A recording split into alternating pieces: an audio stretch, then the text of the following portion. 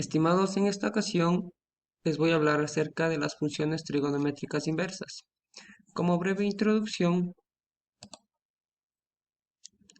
tenemos que nosotros para este punto ya conocemos las operaciones inversas, como por ejemplo la suma, la resta, son operaciones inversas, al igual que la multiplicación y la división. Cada operación hace lo opuesto a su inversa. La idea es la misma en la trigonometría. Las funciones trigonométricas inversas hacen lo opuesto de las funciones trigonométricas normales. ¿A qué me refiero con normales? A lo que ya hemos venido estudiando hasta este punto, lo que es el seno, el coseno y la tangente. Entonces, el seno inverso, la nomenclatura que se lo da es seno a la menos 1, hace lo opuesto del seno. El coseno inverso, la nomenclatura coseno a la menos 1 hace lo opuesto del coseno, y la tangente inversa, tangente a la menos 1, hace lo opuesto a la tangente. También se lo denomina al seno inverso como arco seno, al coseno como arco tangente y a la tangente como arco tangente. Tenemos las utilidades de las funciones trigonométricas inversas. Las funciones trigonométricas inversas nos permiten calcular los ángulos a partir de su función trigonométrica. Aquí tenemos un ejemplo. Tenemos que el seno de x es igual a 1/2. Lo que tenemos que hacer es despejar x. Como tenemos nuestro segundo paso despejado x, la función inversa del seno, como ya lo habíamos mencionado, es el arcoseno. Entonces nos queda que x es igual al arcoseno de 1/2 y nosotros ya conocemos que el arcoseno de 1/2 es 30 grados. O a su vez, reemplazando la x, tenemos que el seno de 30 grados es igual a 1/2. Nos da lo mismo. También es importante hablar de la función 1 a 1. ¿Por qué?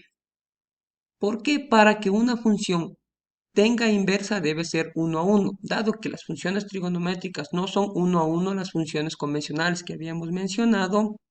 Por lo tanto, restringimos el dominio de cada una de las funciones a intervalos en los que alcanzan sus valores y en los que llegan a ser 1 a 1.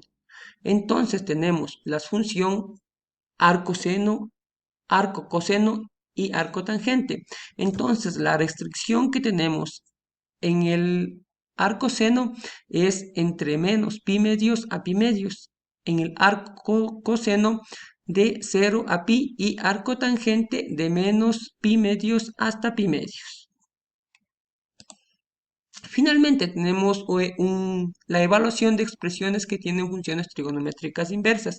En este caso he visto necesario considerar la explicación de un ejercicio. Entonces nos dice que encuentre el valor exacto de la expresión coseno del seno a la menos 1 de 4/5. Nosotros conocemos que el seno es cateto opuesto sobre hipotenusa. Entonces dibujamos un triángulo rectángulo y le damos los valores que nos dan. Entonces nos dice que el seno es como es cateto opuesto sobre hipotenusa. Dibujamos nuestro triángulo rectángulo y el cateto opuesto respecto al ángulo θ, en este caso lo denominamos con la letra A, que va a ser 4, sobre la hipotenusa, que va a ser 5, y lo denominamos con la letra R.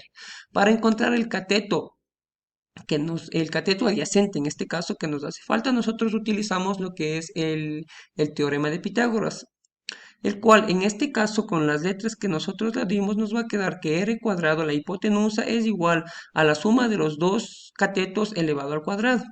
Despejando el cateto que nos hace falta, nos queda que b va a ser igual a 3. Entonces nosotros primero encontramos el valor de nuestro cateto adyacente que nos hacía falta. Entonces ahora ya se nos facilita la resolución del ejercicio. Entonces tenemos que el coseno del seno a la menos 1 de 4/5 va a ser igual al coseno a la menos 1 de 4/5. Esto va a ser igual al ángulo. Entonces el coseno, ¿qué nos dice que es el coseno? Es cateto adyacente sobre hipotenusa. Entonces, referente a nuestro triángulo rectángulo, el cateto adyacente en este caso va a ser 3 y la hipotenusa va a ser 5. Entonces nuestra respuesta va a ser 3/5.